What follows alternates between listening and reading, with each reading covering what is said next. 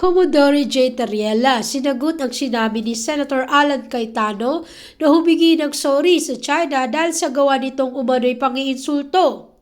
Piniwalit pa nga ni J. Tariela, Commodore, spokesperson ng West Philippine Sea Concerned Philippine Coast Guard, ang lahat pa ng mga pambubuli ng China sa ating mga Philippine Coast Guard. Aniya na hindi noon pinabalita simula 2016 hanggang 2022. The reason kung bakit hindi naman nalaman ng media kung ano ang nangyayari noong nakarang administrasyon from 2016 to 2022 because we never publicized anything. Sa buong 2016 to 2022, ang nai-report natin dito, una, FB Jimber incident, yung binangga na fishing vessels na taga Mindoro. Pangalawa, resupply mission, November 2020, Winater Cannon ng Unayza May. Pangatlo, ang Julian Felipe na 220 Chinese Maritime Militia. Ito ba sumisimbolo na tahimik ang West Philippine Sea noon at ngayon lang natin na-experience to? No. What we are experiencing now, we have already experienced this before. Never blame the transparency that we're doing now as a reason of the provocation of China. Our president believes that it is the responsibility of the national government to tell the Filipino people what's really happening in the West Philippine Sea and what is at stake in the West Philippine Sea. Response ko dyan, nagsorry na ba ang China sa pag-violate ng ating karapatan sa West Philippine Sea, sa patuloy na pag-harass ng Filipino fishermen, sa pambubuli ng Philippine Coast Guard over the years, pagpapahirap sa Armed Forces of the Philippines whenever we do our resupply mission ng mga nakaraang taon? Are there any apologies that were extended to us by the Chinese government? Si Tariela ang nangunguna sa pagbibigay ng mga update at pagtatanggol sa posisyon ng Pilipinas sa West Philippine Sea. Madalas na tinutugunan ng mga insidente sa maritime ay ginigiit ang mga karapatan ng bansa. Subalit ang China to umano na ito na si Senator Alan Cayetano ay mas pinapanigan pa ang China laban sa mga Philippine Coast Guard na lumalaban para sa ating bansa, ang ating West Philippine Sea. Samantala, nagkaroon nga ng debate sa plenaryo ng Senado sa pagitan ni Senator Alan Peter Cayetano at Senator Kiko Pangilinan kaugnay sa issue ng relasyon ng Pilipinas at China noong Lunes, February 9. Iginiit ni Pangilinan ang kahalagahan ng pagsuporta sa Philippine Coast Guard, PCG, at ng mabilis na pagkondena sa maling impormasyon at paninira na ginagawa ng China laban sa mga opisyal ng bansa, kabilang mga senador, kongresista at mga nasa hanay ng militar. Kayo po bilang isang Pilipino, ano po ang inyong masasabi? Tama po ba si Commodore J. Tariela? O tama po kaya na tayo ay mag-apologize gaya ng sinabi ni Senator Cayetano? Maaari po kayo magkomento ng inyong mga opinion sa baba. Maraming salamat po. Mr. President, point of order. What is the point of order? The statements of Senator Pangilinan, the nature of his statements. Kayo na mag-research kung ano statements na yun, Mr. President. That's why I gave a point of order. Members of the Senate, may I just be, I am still It's a point of order, Mr. President. My motion, may I finish? Where is the point of order, motion Mr. President? Where is the point of order? Motion na to, atin to. And some want to make it a political issue. Sila pro-China, kami anti. Hindi po. Pare-pareho tayong pro-Philippines. Pero may mga detalye na kailangan pag-usapan natin ng husto. So I'll go straight to the resolution unless you wanna just react. Yeah.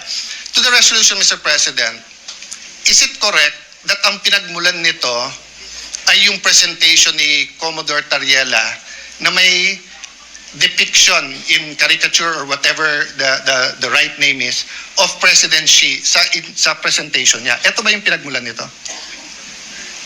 Hindi naman, di ba? Even before that. Yeah. I think that may be one of the issues raised, but I don't think it began with that, Mr. President. No, Mr. President, because bago po yung yung Chinese ambassador eh. So all the disputes with the former ambassador, kung meron man, was covered by the 19th Congress eh. Kompleto naman tayo ng resolution eh. So lumala ito nung nagkaroon ng caricature regarding the president of China. So, saan yung side by side? Pakita mo. So, siguro ito question ko. Let's, with your permission, Mr. President, Senator Pangilinan, let's focus on Commodore Tariela muna, no? Let me state this for the record muna, ha? I don't doubt his patriotism. I don't doubt his contribution to the cause. At lahat ng ginawa niya na opisyal at tama, wala akong problema. Okay. This is one picture. Pero nasaan yung picture ni Presidente na nung sa ASEAN ba yon or sa APEC? Hindi, yung nilapitan niya bigla si President Xi. Meron ka nun, di ba? Ito muna. Ano sa dalawa ang opisyal ng Pilipinas? Yung mag-usap tayo, magdebate, paglaban natin atin, pero sa simbolo ng watawat at sa simbolo ng Pangulo ng bawat bansa, cordial tayo, or ang official ba natin ay umikot tayo at gumawa tayo ng mga caricature at siraan natin ang image ng presidente ng kabila? Which is our official policy? If I may just clarify, Mr. President, because the mention of the caricature. Mr. President, according to the information, the caricature came out January 14. But even before that, Mr. President, I publicly came up with a statement expressing concern about the military exercises, live military exercises undertaken by China in the Taiwan Straits. That was in December. And there, Mr. President, I was called out by the Chinese embassy spokesperson saying, reminding me that I should respect the One China policy. And so the issue of Tariela cannot be isolated, Mr. President. Okay. So, And therefore, if I answer this, it is simplifying, Mr. President, the whole resolution into Tariela's statements. No, it's not, Mr. President. Mr. President, I'll go to the One China policy later on and why you were called out. Because if you remember, the President himself was called out. Exactly, But not Mr. by President. no, because that's their duty. Well, and it is our duty to respond. Yes. Mr. President, yes. Yes, it's your duty to respond, Mr. President. But To uphold the rights, to uphold our independence, to uphold our freedom of speech, Mr. President. yes, Mr. President, but one of the red lines of China in their diplomatic relations with any country, including the United States, is the One China policy. That's why when the Speaker of the House of US went to Taiwan, they were called out. And there was no issue. Mr. President, and they called, Mr. President, let me finish. Yes. They called, and there was a debate. When President Bongbong said we have to prepare, President BBM, nag-statement. So, wala namang issue eh. Eto stand natin, eto stand nila. Except that, What's Mr. the President, issue there? my experience with Chinese statements, Mr. President, is that they tend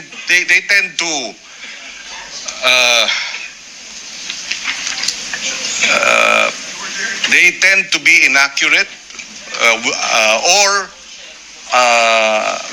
they tend to make wrong, false accusations. Mr. President, I was chairperson of the Council of Asian Liberals and Democrats. Our organization was blacklisted by China. And the accusation was that the Council of Asian Liberals and Democrats, of which I was chairperson, was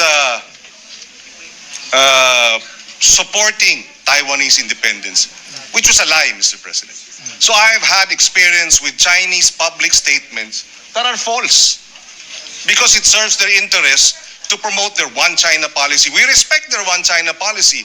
When I expressed concern about the live military exercise, I did not speak about Taiwan's independence, or I did not speak about, at least from my point of view, it had nothing to do with the One China policy. We were just expressing concern that the live military exercises are creating tension and escalating tension in our region.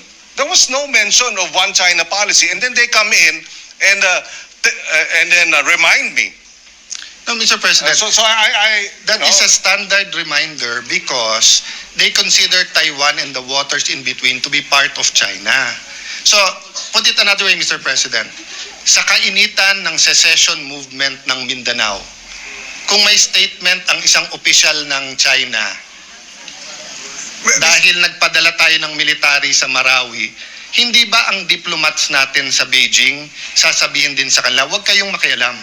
Kasi one Philippines to eh. Ang Mindanao ay hindi Mr. independent. President, I beg to disagree with the comparison. I think, again, ano yan, Atis at Santol, Mr. President. Iba yung sitwasyon dun sa Mindanao, iba naman ang sitwasyon dito sa Taiwan Straits, Mr. President. Mr. President, that's a very, For example, we have about 200,000 overseas Filipinos in Taiwan. And so these live military exercises are a concern because an accident could lead towards, a shooting war, which we would, for the sake of our Filipinos overseas, we would like to ensure that nothing like that happens. No, I agree with you, Mr. President. And I agree with your statement, and I agree na sana hindi invade yung Taiwan. What I'm saying is it's the duty of their diplomats na sumagot. So if there were 200,000 Chinese in Mindanao, and we had live exercises, i-invade yung Marawi, yung ating diplomat ay aangal pa rin sa Beijing because it's their duty. Diba? But to move on from that, Mr. President, okay,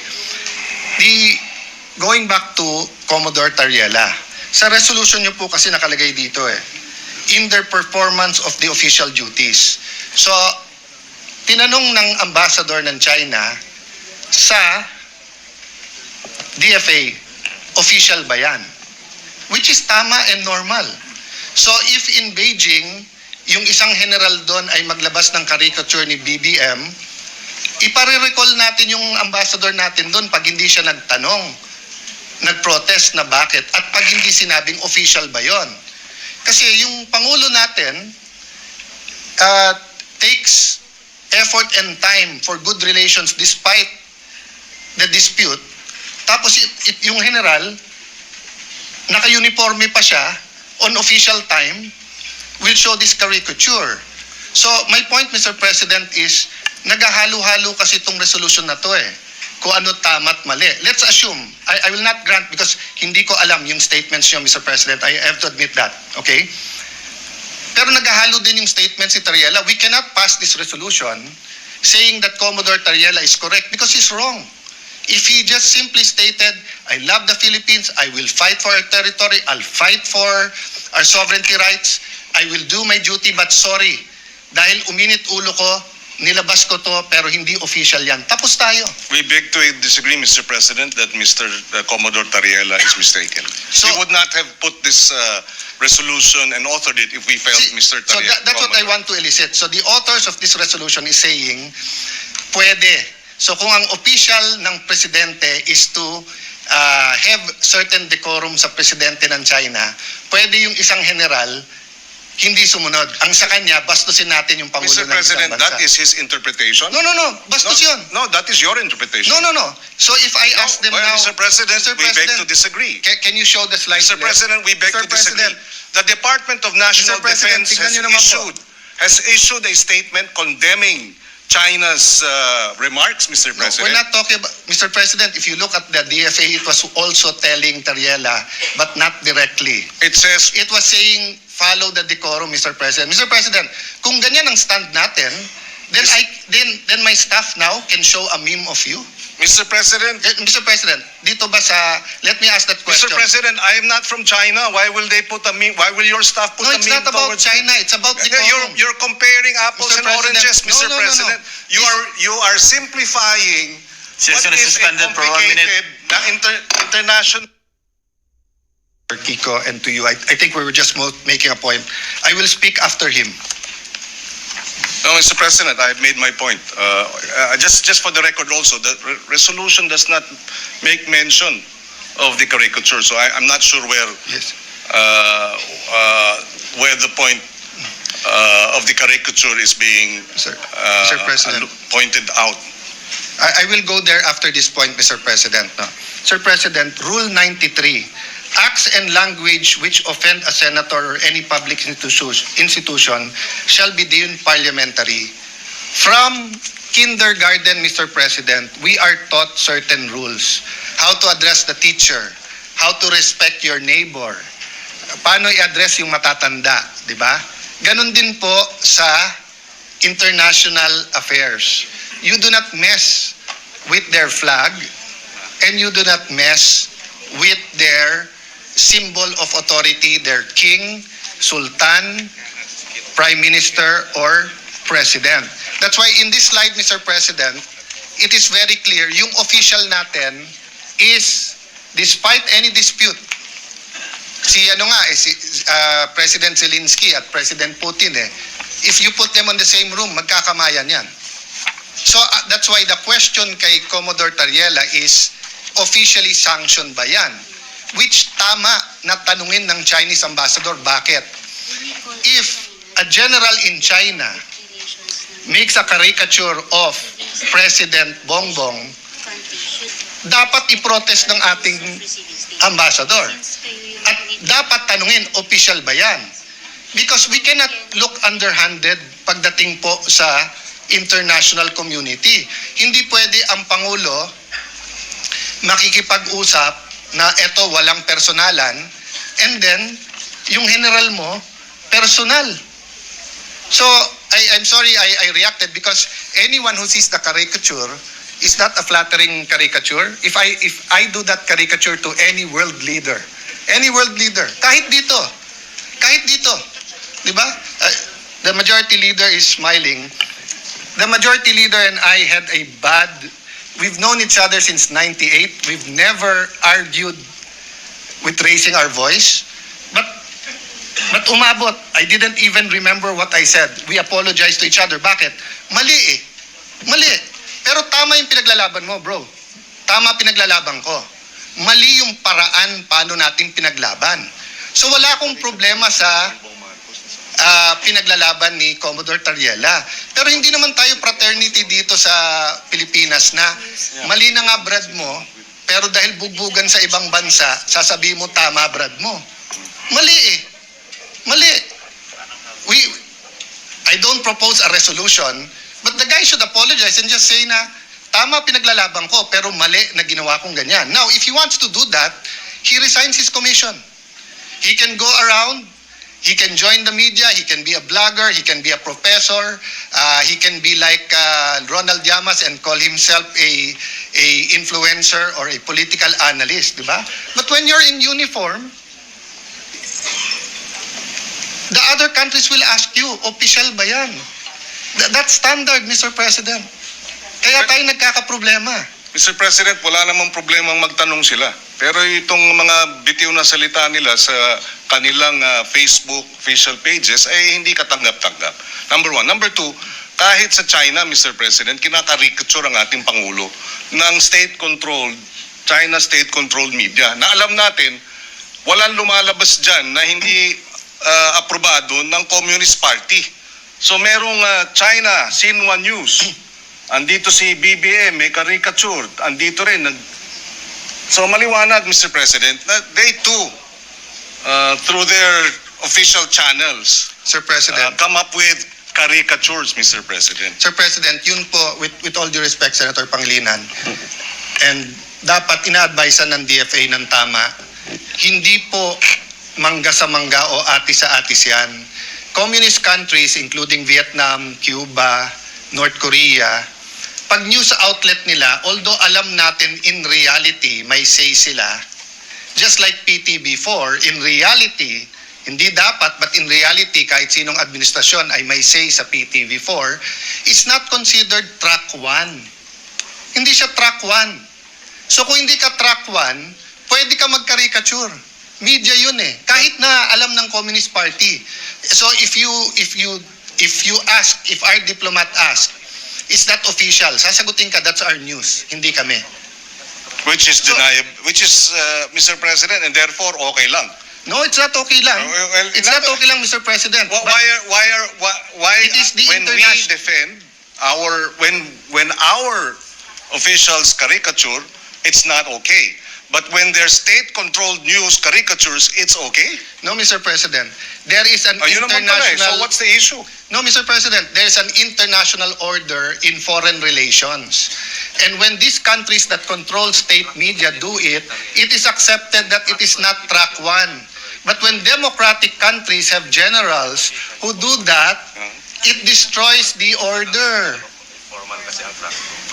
Nagmumukha tayong childish at bata, nasisira po ang kredibilidad mula sa Pangulo hanggang sa Secretary of Foreign Affairs. Kung hindi sila napapahiya na ginagawa ng state news, tayo napapahiya. Kasi walang maniniwala na gagawin ng general yan at hindi siya ipagsosorry, tapos sasabihin hindi siya opisyal. Well, again, Mr. President, if taken in isolation, and that's the difficulty here, the good senator is taking it in isolation. That was January 14. December pa lang, pinuntirya na ako. Si Senator Risa Ontiveros, the same. Nung nag-statement ang Congressman Laila and Congressman Jokno, tinira rin. So, itong propensity to focus on Tariela because nagre-reklamo on China, it does not present the entire picture, Mr. President. Mr. President. This resolution would not have happened if it was just Mr. Tariela, Commodore Tariela they were complaining about. No, Mr. But precisely, it is a systematic propaganda campaign to discredit our public officials, to discredit our armed forces, Mr. President. Ganyan ang style. And the statement of the DND, if you look at it, if you read through it, they were saying, and they condemned the lies. Mr. President, they described it as lies ang nilalabas ng China. And then dito tayo, nagre-reklamo sila dahil dito sa caricature. Sana naman medyo patas tayo dahil dito naman tayo sa atin, Mr. President. Suportahan naman natin yung ating Coast Guard. Sila ang tumataya dyan eh. At suportahan natin ang DND at ang ating men in uniform. Yun ang ating Mr. President. kagustuhan para maipasa itong resolusyon na ito, that we stand behind our men in uniform. We oppose and we condemn the lies, the disinformation, and the maligning being undertaken by China against the senators, against congressmen, against our men in uniform. Mr. President, ganun lang kasimple ito. Hindi na dapat pinahaba pa at pinatatagal pa to, Mr. President. Mr. President, that's his opinion that hindi to pwedeng pahabain. This affects OFWs. This affects our ailing economy. This affects our being a Christian nation. This affects moral ascendancy. Hindi mo pwedeng sabihin dahil mali kayo, mali na rin gagawin ko. Dahil ang Coast Guard tama, yung isang general na ng bastos, okay. So I take offense sa sabihin, dito naman kayo sa amin.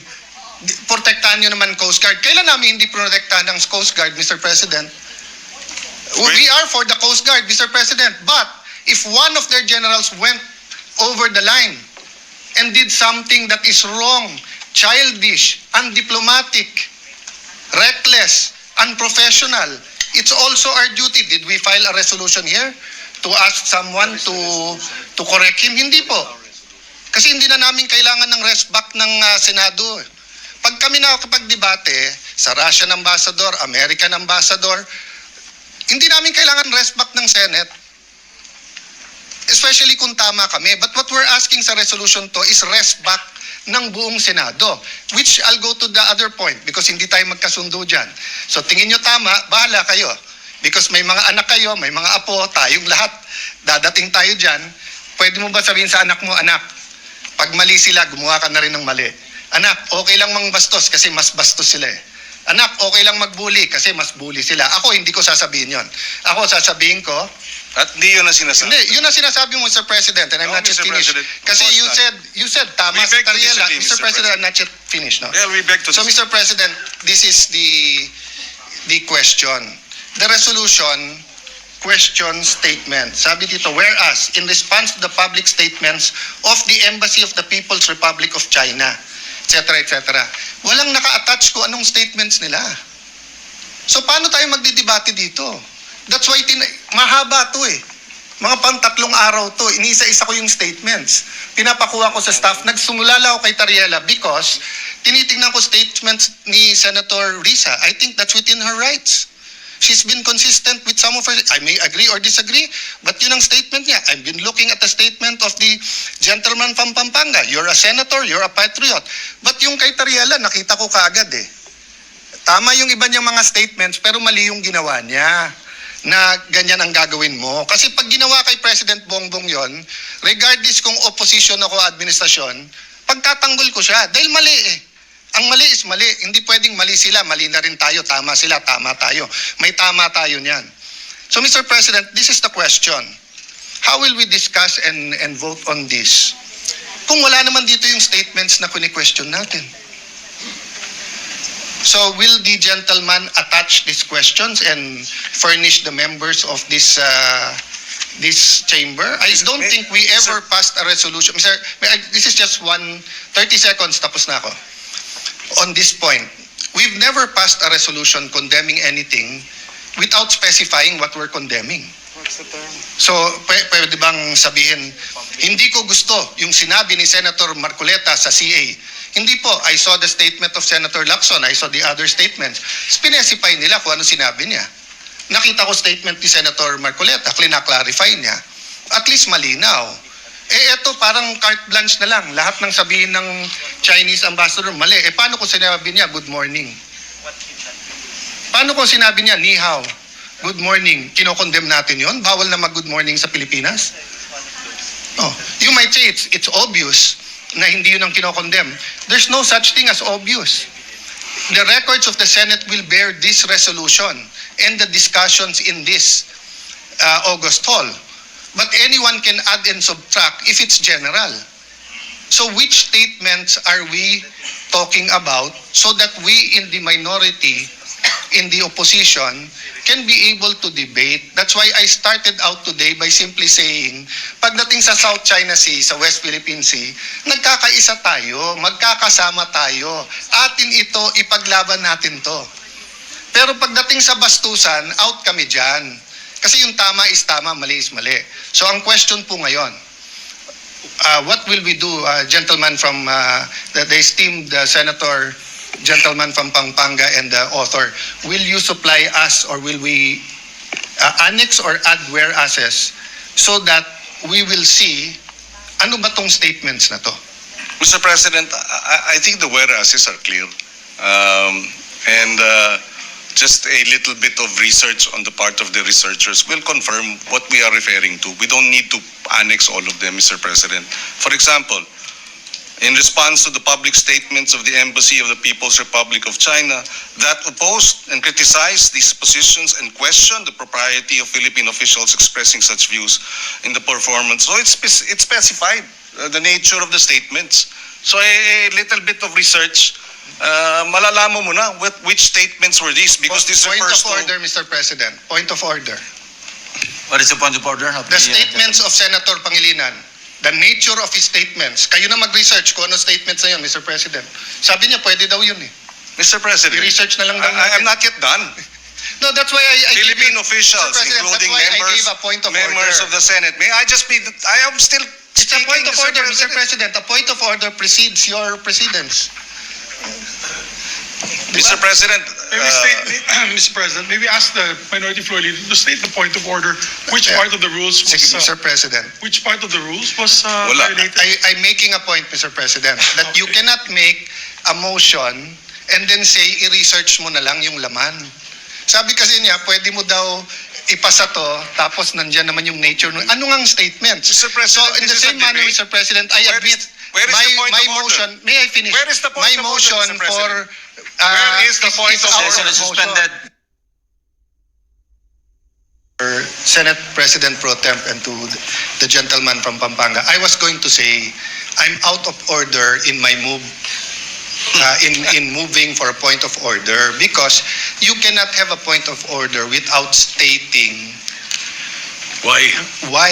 Where is the, what's the basis so that the presiding officer can determine whether it's in order or out of order. At hindi naman ako parating out of order, Mr. President, di ba? So I was just trying to explain to my good friend, Senator Pangilinan, we both believe in what we're fighting for, moral ascendancy. So if we pass the resolution in its general form without saying the statements, if there are officials, again, Mr. President, ulitin ko ha, I'm not against Commodore Tariela. For all I know, he did 1,000 good things. Pero yung isa na naka-uniforme siya na may caricature, uncalled for, undiplomatic, hindi official yon. So I would rather, Mr. President, that we make it clear that we cannot vote on a resolution condemning statements, even if you say the nature of the statements without knowing the statement. Last point, Mr. President, the majority leader wanted to clarify, mali ata rinig niya.